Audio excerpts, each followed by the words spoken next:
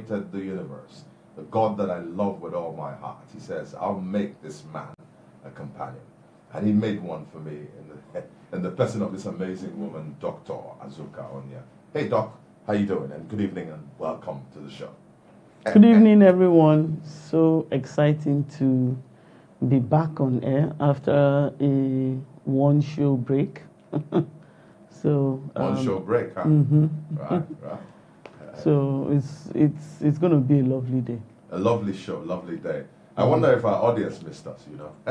If you're joining in from Los Angeles, where we lived for many years, my wife and I want to welcome you from California. From New York, you're welcome. Then let's come back to Nigeria. From Maiduguri, from where? Where do you want to? You want to welcome?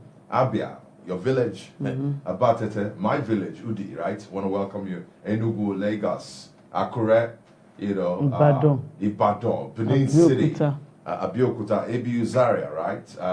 Back to Samaru campus, right?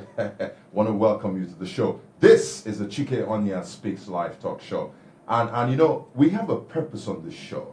We have a goal. There's a reason why my wife and I, every Friday at 7 p.m. West African time, we come to talk to you. And honey, you want to tell them what's the purpose of this show? Why did we decide we're going to, on a Friday evening, after a long day at work, you know, I saw you on your laptop, you came in and you went back on the laptop, very serious, very focused.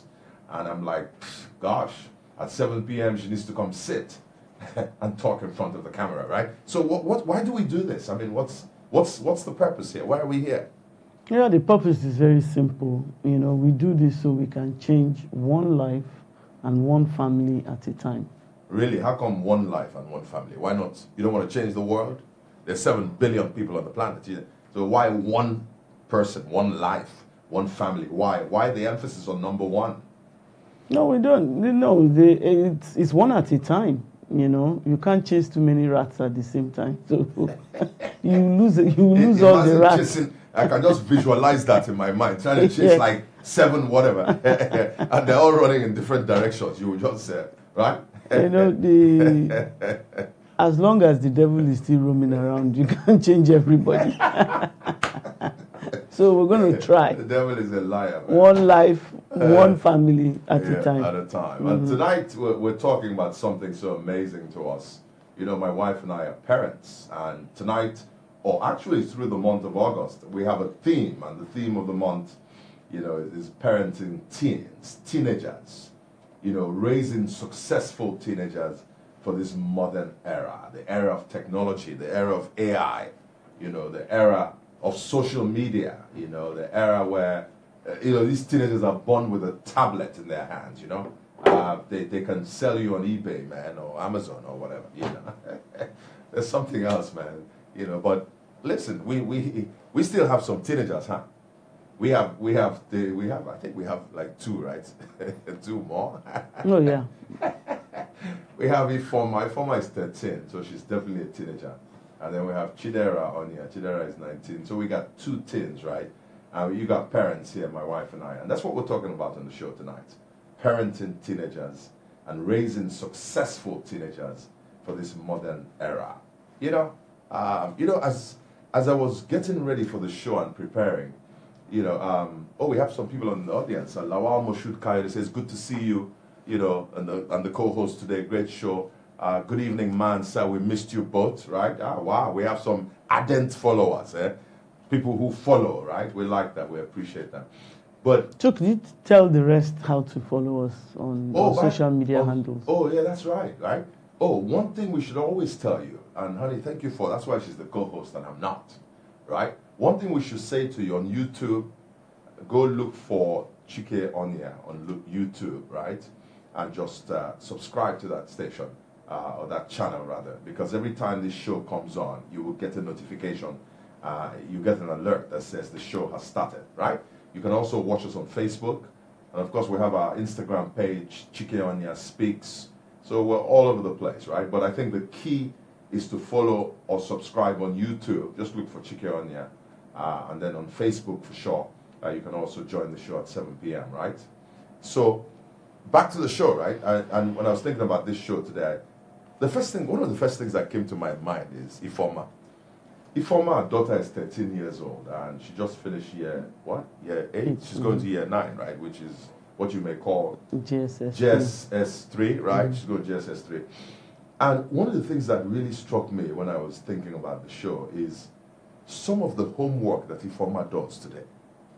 Some of the homework she does as a teenager, right? Sometimes, she comes home and mommy and daddy are just coming back from work. We've had a tough day at work. And Ifoma is doing her homework, this teenager. She brings this, is it mathematics, or she brings, I don't even know, science or geography, social studies. And I'm like, wait a minute, this thing here, I can't do it. And I look at my wife and I say, honey, you went to FGC Kano, I went to FGC Odobulu. So we went to good schools, we went to the unities. By the way, shout out to FEGO, Federal Government College Odobulu, and I'll be remiss if I don't welcome. Shout out to FGC Kano. I know Tinuka is listening from London. Tinuka, how are you? Anyway, when Ifoma brings this assignment to daddy, I look at it, I'm like, you know what? Should I admit that I don't know this thing? You've actually said that a couple of times, so she doesn't go to you anymore. Oh, she doesn't go to me anymore. No. Oh, she goes to you, right? She goes to me because daddy has admitted he doesn't know it. So let's just take that for a moment, right? So you're raising teenagers today, and your parents out there, and you have busy schedules. The economy in Nigeria is tough all over the world today. We have high-pressure jobs. And here comes a teenager who is struggling with some assignment, and they need some time from you as a parent. They need you to sit down and have that quality time with them. And if you don't engage that child with what they're going through, what they're struggling with, maybe even academically, or it could be something that's happening in school. They're, being pressured by one of their peers, and they want to engage the parent. And the parent is so busy that they don't pause to engage that child.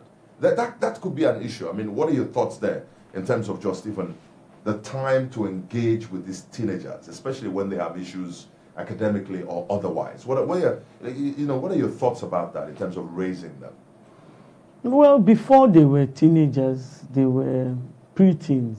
Right. And before they were preteens, they were babies, Right. They were young kids, toddlers, For me, I think what has made us successful in raising our older kids that are no longer teenagers but are young adults, and in raising our 2 teenagers now, it's just being involved from day one. I know that things are tough, and a lot of parents have domestic staff that's babysitters, and some parents take their kids to creche and all that. When you have the time, when you come back from work, you need to be involved with that child. We also sent our kids to creches, and we had babysitters right from when they were a couple of months old. So we're one of those that have used the assistance of external parties to help us balance our careers with parenting. But then when you come back from work or school or whatever you do as a parent, you need to focus your attention on that child. A lot of parents make the mistake of, the child is now a teenager. He or she has formed certain habits, and they have certain belief system, and then you want to come and impose yours on them. That's what leads to conflicts. These things have to start from when the child is born. You're always there. Whenever they look up, it's you they see. At least when you come home, devote that time, to that child. When they become a teenager, it's very easy. They see you as an intricate part of their lives, such that, things don't make sense to them until they run it by mom and dad. Right. Because mom and dad have always been there. Right. So for me to answer your question, you do this thing yourself. I'm like, it's too much work. She said, but you are sure of what your child is eating. And those types of things endear you to the child. When it comes to, for new moms that are still breastfeeding, one older guy told me something very profound I'll never forget. Chief said, you will know adults that were breastfed from those that were not breastfed. I'm like, Chief, how can you tell the difference? He said, those who are breastfed are more humane because, they've been close to their mother's heart as they breastfeed. And so they grow up to be more humane. As funny as it sounds, it made some sense. Right. So as much as possible, what is humanly possible for you to do, right? As a parent, even from when they are born, you should do that. When they get to the teenage age, it becomes a lot easier. They see you as an ally, they see you as an indispensable party. They know you really like them. You really like and love them because you're always there. Right. Excellent. Thank you so much. If you're just joining us, we want to welcome you to the Chike Onyia Speaks Live Talk Show. On the show today, this month of August, we're talking to you as parents about how you raise your teenage children and how you develop them and ensure that they're ready for success in the real world, especially in this modern era. And my wife has said something so profound, which is you need to start very early so that when they become teens, they're not aliens, they're not strangers. A lot of parents are not very close to their teenagers, right? Their teenagers don't even feel close to them, such that when they have issues, the teenagers come to mommy and daddy. So first things first, like we'll say, first, like Stephen Covey will say, first things first, Covey, right? It is to start early and develop that relationship with the child, ab initio, right? And let me add to what you've said. In a moment, we'll take a break and we're going to come back and, we're going to continue the show, open up the phone lines at some point, get the views of the audience. But one thing you and I did, starting very early, please listen to me. And I want to talk to some father out there, and a mother, but particularly the dad, One thing we did very early with our children on Saturdays, everybody was busy Monday through Friday, but on Saturdays, when these children were young, we'll gather in the living room and we'll spend hours, with the Holy Bible in front of us. And many times I will lead, a lot of times my wife will lead, and the children started learning about God very early when they were young. And so it wasn't just a spiritual time for us to bond with our God and our Creator. It was also time for us to unite as a family. So as we developed and as they grew as a family, as we grew as a family and they developed as children in the teenage years, they remained very close. Our son Chike, who's in New York, every time Chike talks, you would think, sometimes I think he's a pastor. Chike knows the word, and he was a teenager at some point, and many times my son, the teenager, will come to me with his issues, and we had a very close bond, and up till today, even our children are very close to their mom. So the first thing we're saying here in raising teenagers, in parenting teenagers, is that you can't wait, like my wife said, to when they're teenagers to try to parent them. You're going to have a problem. Because at that point, you may have lost them, God forbid. You need to start early. Okay? We're going to take a quick break, right? When we come back to this show, this is the Chike Onyia Speaks Live Talk Show. We're going to continue the show. We will open up the phone lines. If you're joining us, we want to welcome you from wherever you're joining us today. We'll come back in about 60 seconds. Don't go anywhere. We'll be right back.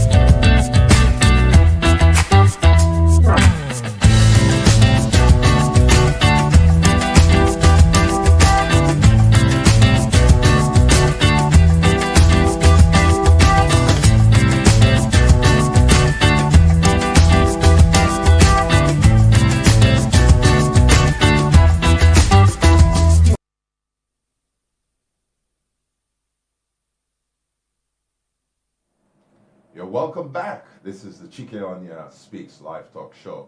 Good evening to you, or good afternoon, good morning, wherever you're joining in on the planet. You know, my name is Chike Onyia. I'm your host today with my lovely wife, Dr. Azuka, the co-host. And tonight, from Lagos, Nigeria, we're talking about parenting teenagers and raising successful young people, teenagers, to do great things in this modern era. So I'm going to hand over to my wife. And we started the show by talking about the fact that you have to be close to these children when they're born. You don't start parenting them when they're teens, right? I'm going to hand over to my wife, and we'll take on another issue here that I think is so important, right? So important. Yes, I know there are common issues that teenagers, go through that parents need to be aware of so that they can be properly prepared, to handle those issues. And, aside from the homework overload, that you talked about earlier, just the various social media platforms there. Sometimes I get lost. There's always one new thing that is out that we don't know about, that these kids are on. They are inundated, by, all the things that are on the internet. You also have, pressures, pressures that come from,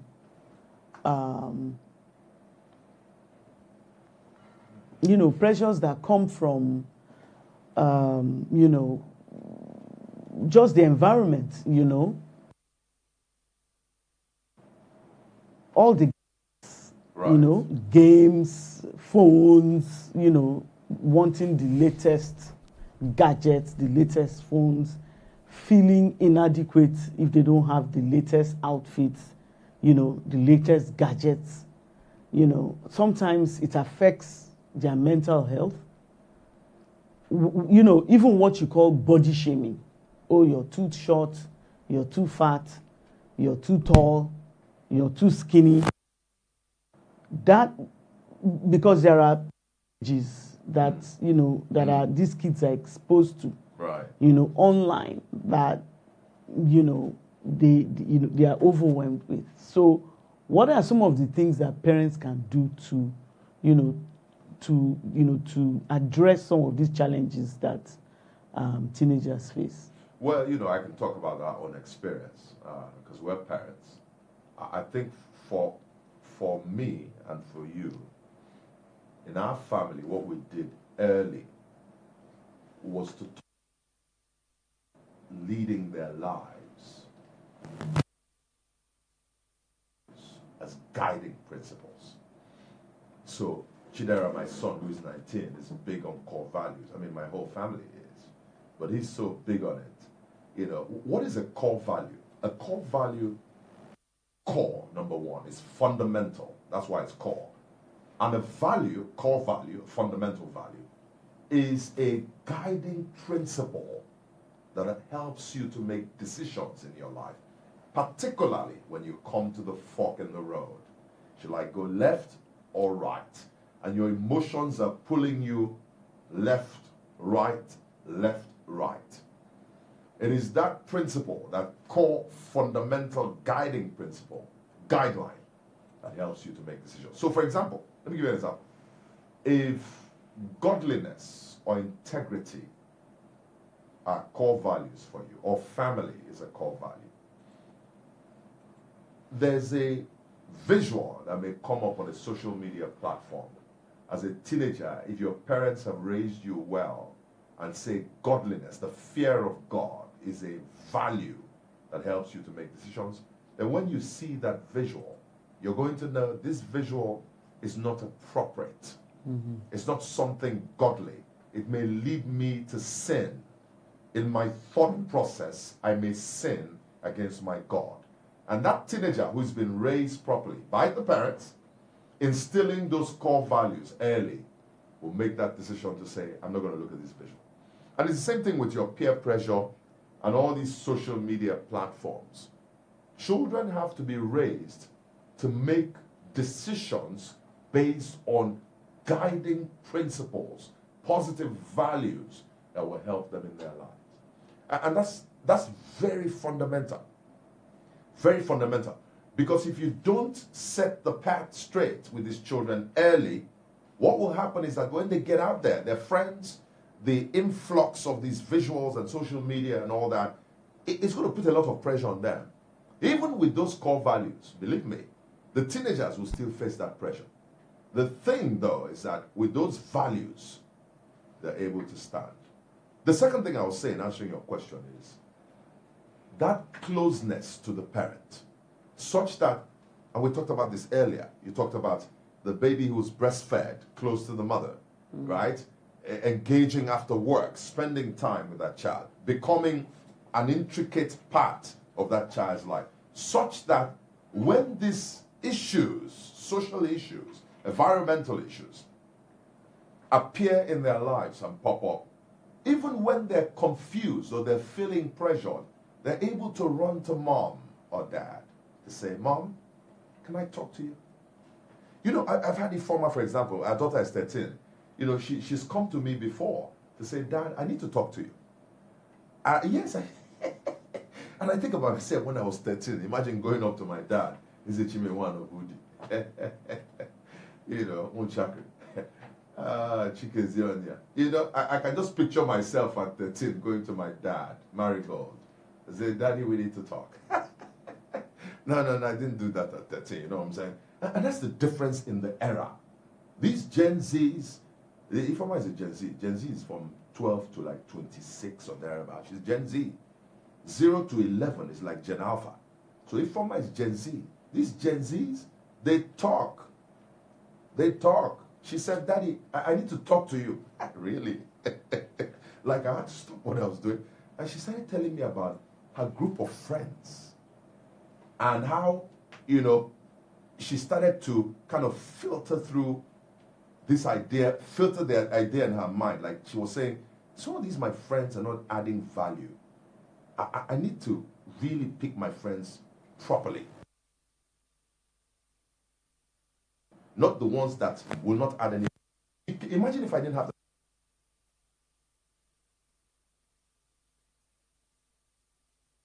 When you're ready, we can go to the audience to see what they think about this, right? Yes. Should we do that? You want to tell them the phone numbers, honey? You want to?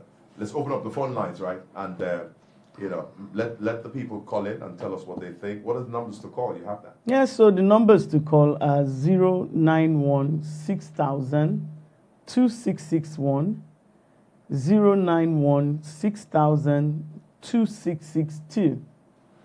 You can also call on the WhatsApp line. If you're calling internationally, to be plus 234 91 6000 2663. If you're local, you can also dial the WhatsApp line 091 6000 2663. All right. I'd love to hear what you think. Right, okay.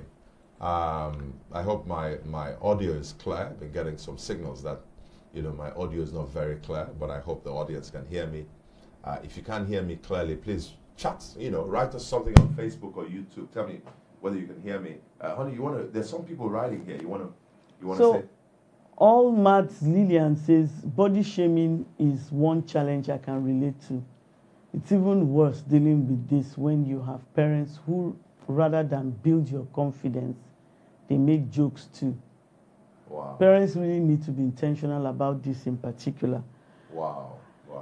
Yeah, I want to believe, well, let me not guess, you know, the female children tend to be more sensitive than the male children when it comes to body shaming. You know, I just think that's how, you know, kids are genetically wired, you know, and it's very important for us to build our children's confidence based on what they carry on the inside, you know, as opposed to how they are physically. Nobody created themselves and nobody created another human being, you know. And so that spending that quality time with your child, reaffirming your child, using examples of people who maybe have the same body structure as your child that have gone ahead to be successful in life, you know, helps. Right. You know, I know that, you know, I had a friend who was always very concerned that, you know, they were very skinny. And no matter how much they eat, you know, they don't add an ounce of weight. I get it. You know, and I'm like, there are, you know, a lot of all these top fashion models, you know, a lot of very successful people out there. You know, there are lots of them that are skinny. You know, you just need to know the appropriate clothes to wear, you know, and the appropriate shoes to wear as well. You know, so there is something for everybody. You know, gone are the days where, you know, it's one size fits all. No.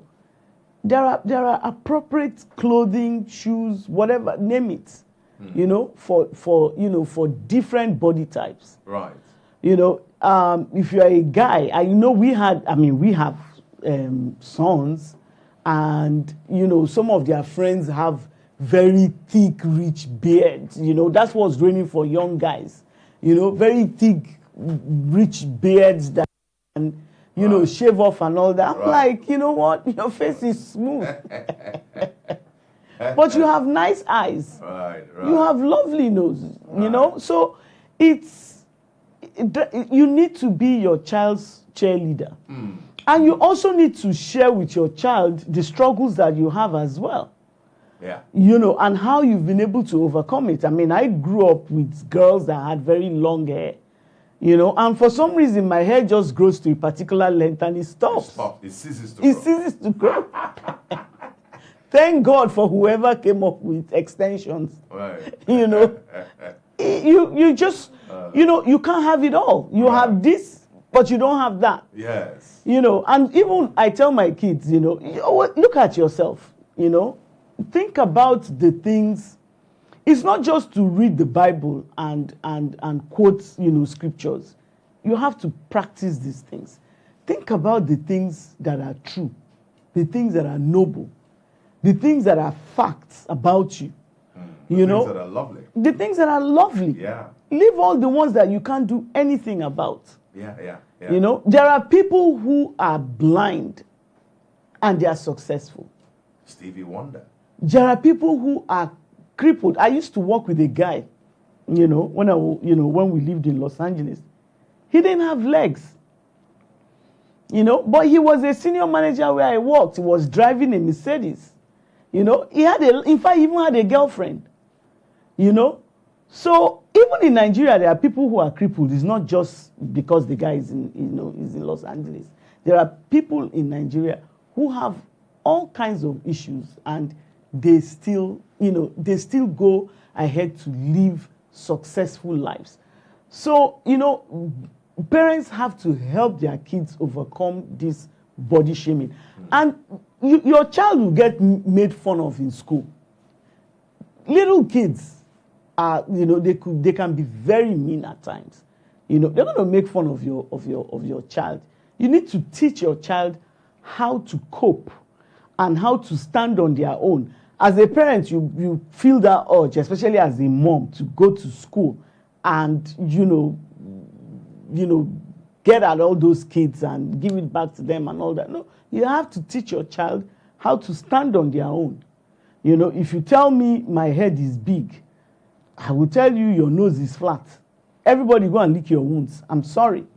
You know, I'm not going to be made to feel bad while you go skipping around. No, I've taught my children how to stand on their own, you know, and how to, you know, I'm not always going to be there to fight for you. You need to be able to fight for yourself, especially, you know, when you when you're fighting is, you know, is your peer.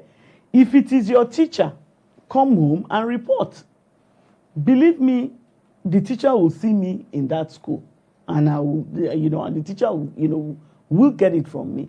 So it's very important, for us to, share our own individual struggles as parents with our kids, are we able to overcome them, and also instill in them that, self-confidence. Yeah. And the ability to hold on to the things that are good for them. I think we have a call. Hello, good evening. Hello, good evening. Lawal calling from Osun State. Yes, Mr. Lawal from Osun State. How are you today? Yeah, fine. Thank you. Yes, go ahead, Mr. Welcome to the show. For me, I think that when the wireless people that they're very good to that most children these days they learn too much from the media. Okay. And when the media becomes corrupt and uncontrolled, so I think the government should be a father in that aspect. Right. Okay, if I got what he said, it says the media, right? The information overload from the media, uncontrolled, right? Is a serious problem for our teenage children today. That's what I think, that's the gist of what he said. It's a very serious problem. And that's what you alluded to earlier. And you see, part of the challenge is the time that these children spend unsupervised in front of their screens, on their phones, on their gadgets. When parents are aloof, when parents are not involved in the children's lives, the children get away with all kinds of stuff. And what Mr. Lawal is saying, that information on social media will be of great disservice to that child. For me as a father, I'm very, very involved when it comes to that aspect. If Ifeoma is 13, I am always in her face. What are you watching? Sometimes I go up to the screen and I join her. I want to see what you're watching. Tell me about this. Play, let me see. Put that. Sometimes I take the phone. I want to see. So our daughter has been raised to understand that there are boundaries when it comes to this information on social media. There's certain things you cannot watch that are ungodly. We've had to sit our children down. That's what I talked about earlier, about having core values, certain principles that guide your decision making as a teenager. You have to have those principles. And it is your parents that must instill that in you from a very, very young age, right? So to the phone line, 091-6000-2661, 091-6000-2662. If you want to call us on WhatsApp, it's 091-6000-2663, or you're calling it's +23 6,000. So in addition to what you've said, in terms of monitoring screen time and exposure of the teenagers to a lot of these social media platforms, modeling the right behavior as a parent is very critical. You can't be, you as the parent, you can't be watching stuff, and listening to stuff and think that your children would not do the same. You'll be a hypocrite. Yes. You're saying do as I say, but not as I do. So you may think you're hiding and you're going to look at these things. They know what you're doing. They see what you're doing. And when there are certain things that are inappropriate, or certain comments that are inappropriate, or certain shows that are inappropriate, you need to explain to them why that particular comment is inappropriate. This particular image is inappropriate. This particular show, it's the message from this show is, you need to explain to them, and you need to make sure you yourself, you're not doing that. I guess for us as parents, it's one of the greatest, modes of teaching is just to model the right behavior. And sometimes it's a sacrifice. It's a huge sacrifice. And so when they see that mom and dad are walking the talk, Right. it becomes a lot easier for them to follow suit. Yeah, that's such a powerful concept. I read something that says, as a leader, if you want your followers to behave a certain way, you need to first behave that way. And that's what my wife is saying. The parents are the leaders in the home. If you want the followers, these teenage children, or even children of any age, to behave in a certain way, you need to behave that way first, and then they follow. It's such a powerful way of teaching, which is modeling. That's why they call it a role model. You have a role model. You know, you're modeling after them. And it's such a powerful thing, right? 091 6000 2661, 091 6000 2662, or 091 6000 2663 are the numbers you can call us. You know, so far, you know, I want us to be clear on the show today in the month of August. This month we're talking about parenting, specifically teenagers. And we're saying, what are the things we need to do? What are the obstacles we face? What are the challenges in raising these children in order to make sure we have a good approach in dealing with this topic, right? So first, we said you need to start early with these children. You know, and that's a challenge because, you know, I think there was a story I heard where the father passed on. It was a kind of a tragic story, right? And, you know, the children were giving a eulogy.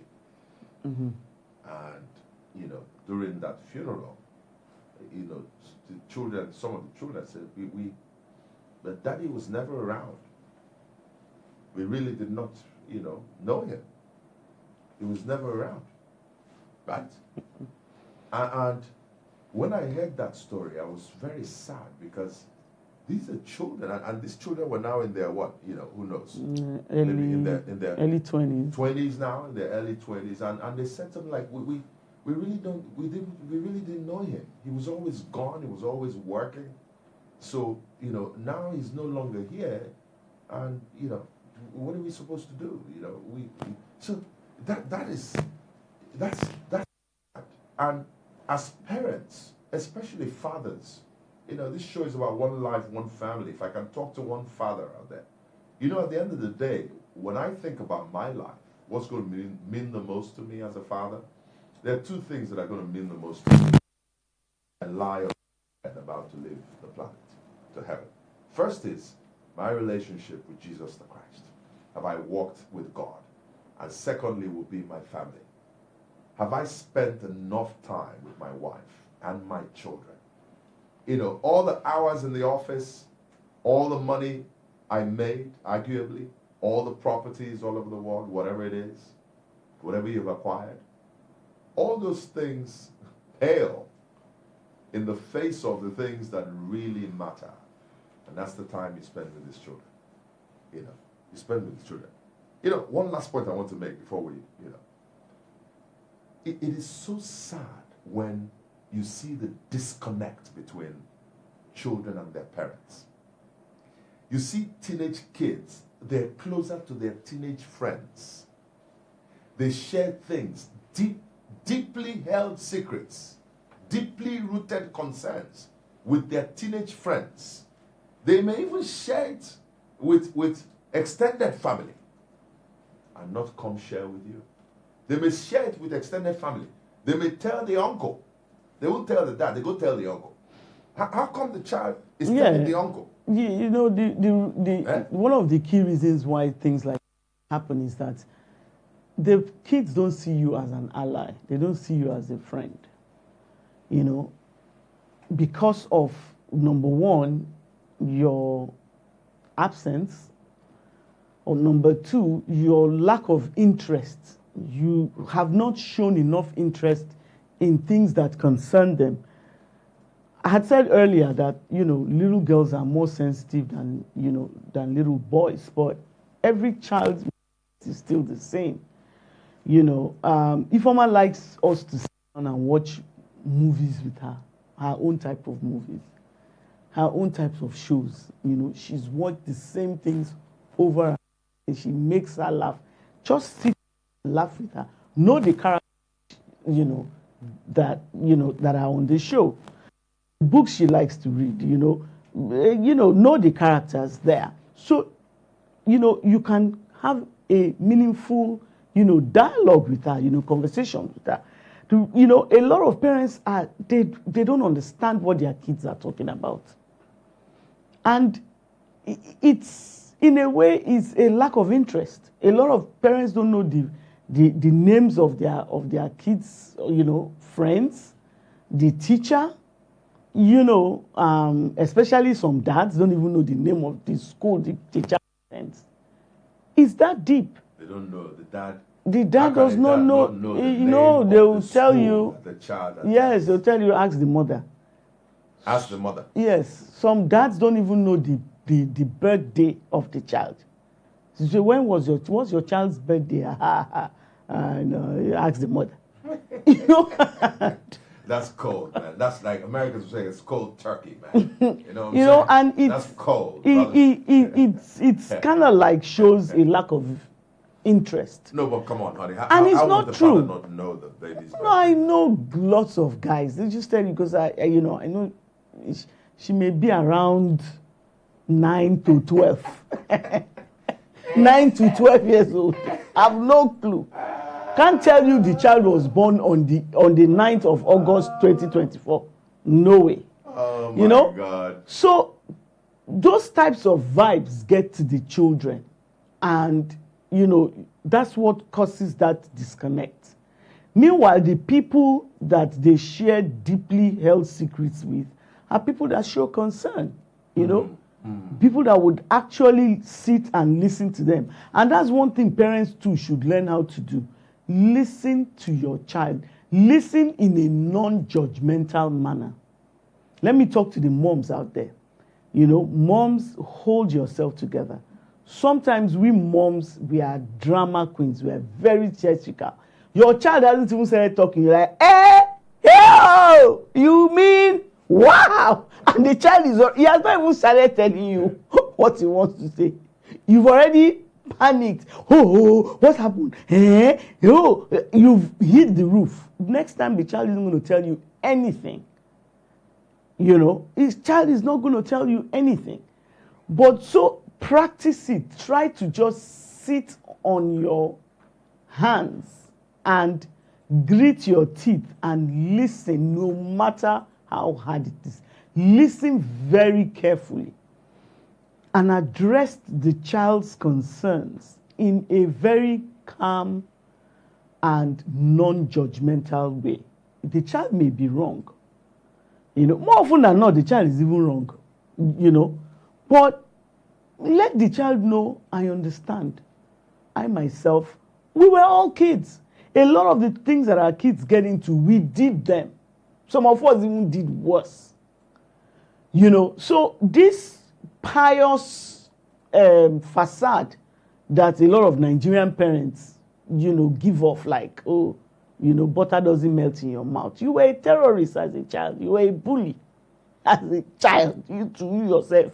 You stole meat from the pot. You stole your father's car key and drove off. They pushed the car at night. Put the thing in neutral and pushed it out and disappeared into the night. You jumped the fence in boarding school and went to town when you were. You did all those things. And why are you? Am I saying that you should tolerate it from your kids? No. Be loving, but be stern. Tell them, we all make mistakes. Here are the steps that you should take next time not to do these things. Share one or two things that are not too terrible with your child so they don't lose that. You still should appear to your child as an enigma. But share one or two things, with your child. You know what? When mommy was, was in secondary school too, I lost my lunch money, or I got bullied too. You're not a wimp if you get bullied. I got bullied too.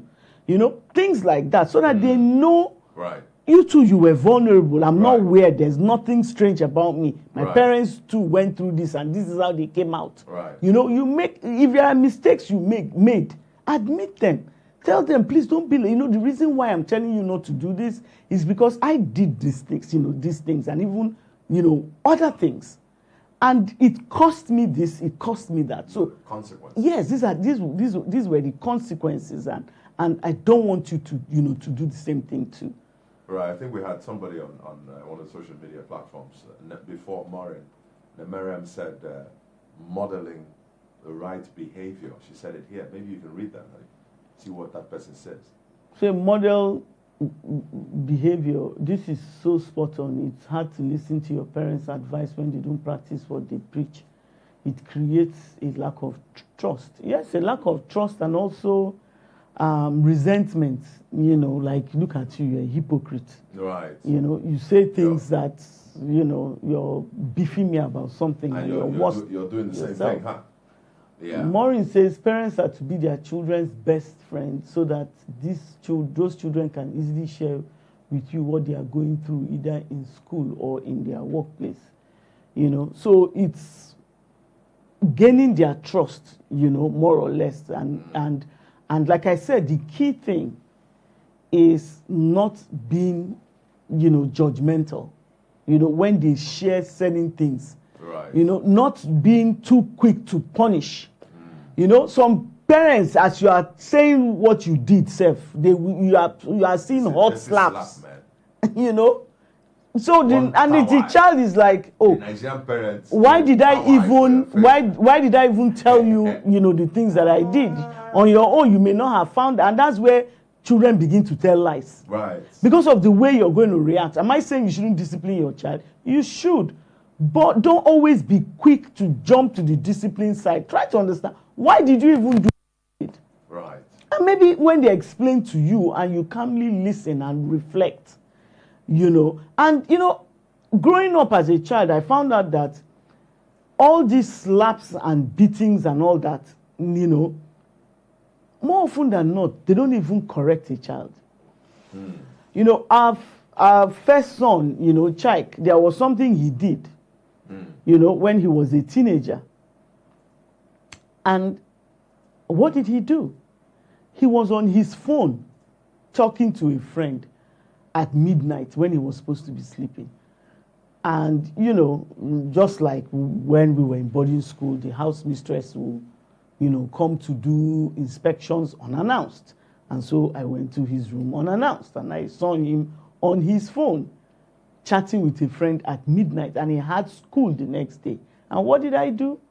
I said, should I give this boy a hot slap? That would be, he will get away easily. He will cry a bit, and then that's it. Tomorrow he continues. What did I do? I just seized his phone. Oh my gosh. Taking his phone away from him was like, sitting on his windpipe. And I gave him a Bible in exchange for that phone. What an amazing swap. And that's why you said life. earlier that sometimes when he talks, it's like he's a pastor. I told him that, look, you're looking for something to get busy with. Go and read this Bible. And he read a lot because he would discuss them with me. I think his phone was gone for like 3 months. At the end of 3 months, he was a prophet. So sometimes and when he got his phone back, he realized it was a privilege, to own a phone. It's my money. I bought the phone. I pay for the airtime. It's not yours. Now he's working, he's earning his own money. He can choose to use his money to buy 100 phones and make 2 million phone calls. But it's my house, it's my money, it's my airtime. I gave you the privilege to have that phone. Not such so that the phone would ruin you. Right. And so when I see that gift, is going to be detrimental. You took away? I took it away. Yeah. And replaced it with something that was going to add value to his life. Same thing with Ifoma, a video game maestro. And when I saw that her grades were slipping in school, what did I do? I'm like, you're on this video game a lot. Unplugged everything. She was looking at me, everything unplugged. You know, replace it with history textbook. Go and read it. She loves history. A lesson teacher. Yes, and a lesson teacher. Use your time productively. Oh my God. Because in the future, you're going to be a parent yourself. You know? So, And her grades turned around. oh, of course, you know. And I said, you know, so who is so getting you know, all the all the A stars now? You're the star, not me. You know, and so the balance, there has to be that balance between, you know, being your child's best friend and also instilling effective discipline, not punishment. Effective, there's a difference between discipline and punishment. And punishment. All right, ladies and gentlemen, we have Halimat here. She says, unable to call in due to bad network, but here's my contribution.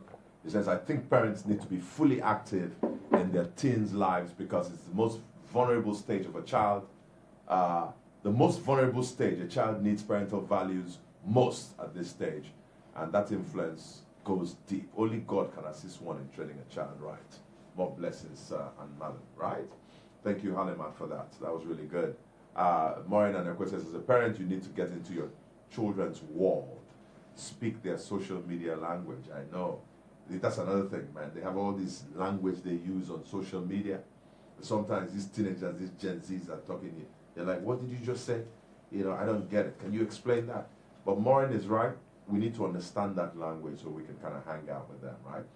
So we've done a couple of things tonight. All month in August, we're talking about parenting children. You know, if you're a parent out there, I hope you've enjoyed tonight's show. The goal was simple, to get you to maybe make one change as a parent. And maybe you're doing all the things we're talking about already. Kudos to you. Keep it up. Capitalize on your strengths, right? But if there's any area you need to make a change, you can start tonight. Just one thing you can change. Maybe take away somebody's phone, like my wife did to our first son. Maybe unplug those video games for a while until their grades get better. Maybe do some more, spend some more time doing their homework, you know, or getting somebody to help them if you know you can't do it. What about coming back from work and chilling out with them, like Ifeoma and I would do, or sometimes the mom will watch a movie together, the kind of stuff she likes, right? What about praying with them? We didn't even talk about that, you know. Praying with them in our home. Certainly, we get on our knees with our teenage children. In fact, the other day we all prayed and we went around. I prayed first, my wife prayed, Chidera prayed, and Ifeoma prayed last. With 4 Onyas present at the time, we all got on our knees. I wanted to make sure, you know, as a father and the mom here, we want to make sure that as these teenagers grow, they understand the importance of prayer. They understand the importance of sitting with the mom and dad and studying the holy book called the Bible, the greatest book on this planet, right? There's no other way, no better way to raise these children but in the ways of God. Okay? All right. Well, thank you so much. Honey, you want to say thank you to our audience, right? I think somebody else has a comment there. We have about a minute to go. You want to read that out? There's somebody else here. Halima says the teacher must first do what he teaches before he expects the pupil to follow. Hey. So, yeah. Lest you be a hypocrite. Mm-hmm. Lest you be a hypocrite. And that is so spot on, like Nemerem said earlier. You know, as parents, we have to model the way. You can't be saying one thing and doing it. In fact, it happened to me not too long ago. And we can close the show. Ifeoma and I were watching church virtually. I think you were traveling. I don't know where you were. I think you were out of the country. She and I were just hanging out. It was a Sunday, and we decided to watch church virtually. And I said, she had her phone. I said, Ifeoma, put your phone away. Let's listen to the pastor. Interestingly enough, I had my phone with me, and I think a message came in, and I was trying to respond. You know what Ifeoma said to me? Guess what, honey? He said, no, you're on your phone. She said to me, and that's a Gen Z. She said, but Daddy, you're on your own phone. Oh, my God. Honey, I felt like digging the ground and sinking myself in there. I felt so ashamed of myself. I felt so bad. And I swore, I said, Chike, never again. Never. How can you be telling Ifeoma to put away her phone? Meanwhile, somehow, your phone is in front. You're watching the pastor, but your phone, a message came in, bam, you go back to it. During church. And my own daughter chastised me for bad behavior. and I stopped it that day. You know what I'm saying? So you can't do that as a parent. You can't request that they do something and you do the other. Okay? On that note, we need to close the show. How do you want to close the show for us? Yeah, thank you very much for being with us throughout this hour. It's always a pleasure to be a co-host on this show. Thanks to Mr. Lawal that called. Thanks to Maureen, Halimat, Nemerem, and I forget Lillian, Lillian, and all the other body shaming. All the other comments, commentators online. This is the Chike Onyia Speaks live talk show, where our goal is to change one life, one family at a time. As Chike mentioned at the beginning of the show, please follow him on YouTube. Follow him. Follow us. Us. That's your name. It doesn't matter. No, I'm not on. Says we're one. I'm not on any social media platform. Don't look for my name. LinkedIn, no. Well. You're on LinkedIn. My name is there. I'm hardly, but follow Chike on YouTube. At Chike Onyia, his channel. Follow him on Instagram. Tell them what it's your Instagram. No, we're all over page the place. So called. we want you to first subscribe on our YouTube page. Just look for Chike Onyia. You'll find me there. Just subscribe, right? Then go to Facebook. You can follow on Instagram. We even have a Chike Onyia Speaks Instagram page now. It's a new page. It's different from my own page, Chike Onyia. You can follow both, right?